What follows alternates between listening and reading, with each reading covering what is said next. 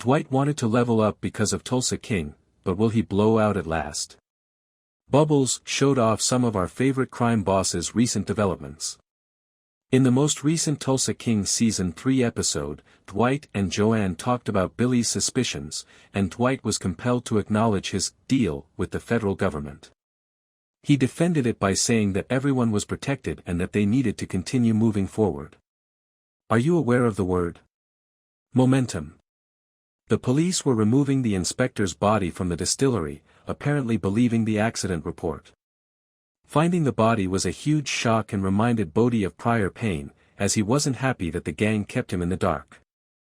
But even after Cole drove by for a little while, the establishment was still being closed due to the inquiry, which the gang knew was Dunmire's fault. Dwight was prepared to go back to the good old days of prohibition and move the bourbon through devious means. This included a few of his old acquaintances disseminating it covertly. He desired that they establish a foundation in order to pursue the eventual objective of nationwide distribution. They were sending Cleo and Mitch to Shreveport to locate Johnny Wednesday, who had connections but was a little crazy, as Dwight had warned. People were suspicious of Dwight since he was the last person to see Billy after Goody informed him that he was missing. Goody inquired directly if Dwight was involved in this. Dwight speculated that it might have been New York but did not confirm it. After making a brief phone call to Ray to get things straight, Dwight offered Tyson a ride to Arkansas. In order to steal the alcohol for their vacation in a vintage station wagon, Mitch and Cleo called in several police officers. Dunmire was angry that Dwight's group was traveling so far when the DA informed him that they had a tracker in the cars. We learn more about Cole's problems as Dunmire swore at Cole's brother, who was in the army, while Cole was dressed in camouflage. He told his kid that solving this, by any means, was the only way to make him proud. Getting back on the road. Tyson and Dwight got into a fight over music selections while driving, and Dwight admitted that he was a little afraid of Ray. Cole's thugs followed their automobile, and he was on the road after Mitch and Cleo.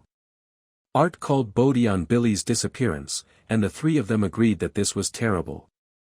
Musso heard Billy himself banging on the walls of an interrogation chamber. When a police officer pulled them over, Mitch and Cleo were discussing their pasts. After forcing them off the truck, the officer revealed that he was Cole's employee. Dwight had Tyson drive into a petrol station after realizing they had a tail. In a humorous moment, Bigfoot effortlessly defeated the goons who had been waiting for Dwight while they were eating and conversing. After Cole told his father, he was told to find Dwight and put Mitch and Cleo out. A meeting goes haywire.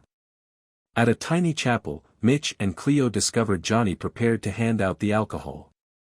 As a display of dominance, Ray and Dwight played a game of who could get to the meeting place second when they got to the hotel. Since former rival Vince was now employed by Ray, the two conversed in the hotel lounge. Dwight became enraged when Ray demanded an overwhelming 80% of the alcohol industry. As Cole hung back to listen in, the tension increased. Ray refused to publicly dispute Dwight's accusation that he was responsible for Billy's abduction. Cole started a massive firefight by donning a mask in an attempt to shoot Dwight. Ray believed that Dwight was trying to kill him, even though both men survived. Cleo and Mitch had a sour talk at a little diner, and Cleo felt bad about dragging Mitch into it. I never have a good ending in Tulsa. Then, Goody called to inform everyone that Armand had been located by the police after he had fallen off that he hung himself from the cart. As both men drove away at the end of the show, Dwight called Ray, but Ray didn't pick up. The next two episodes of the series are expected to significantly intensify the situation, and it appears like the quiet before the storm is upon us. Paramount Plus streams Tulsa King on Sundays. Dwight Manfredi's conflicting storylines come to a climax in Bubbles, the sixth episode, where he must maintain momentum as his bourbon business devolves into anarchy and his adversaries start to close in. The turmoil of the bourbon operation. The distillery has been closed. Law enforcement shuts down the distillery until an investigation is finished after the health inspector's death in the previous episode. Bootlegging starts. Dwight chooses to transport the alcohol illegally in order to maintain the company. Mitch and Cleo are dispatched to meet with Johnny Wednesday, new, unconventional distributor who works out of a Pentecostal church. A Dunmire police officer stops them as they are driving. The officer's car is disabled, and Mitch and Cleo are able to flee. We catch Bill Bevilacqua. Bill Bevilacqua, Dwight's associate, disappears following a meeting with Dwight. Agent Musso's reasons for taking Bill into custody are not made explicit until later. The destiny of Armand is disclosed. Armand, who had been missing, is casually revealed to have died by apparent suicide in this episode. Growing animosities, Dwight challenges his family. Dwight shares with his sister Joanne his agreement to work with the federal government to apprehend a high-profile criminal. He cautions her that the federal government is capable of eliminating them all if he fails. He maintains that pressing forward is their only option. Dunmire puts pressure on Cole, his son. Jeremiah Dunmire lashes out at Cole, his son, at the unsuccessful attempts to stop Dwight. He makes Cole go after Dwight, by any means necessary, which rekindles Cole's fierce desire to please his father. A bloody sit-down ensues. D.W. A bloody sit-down ensues.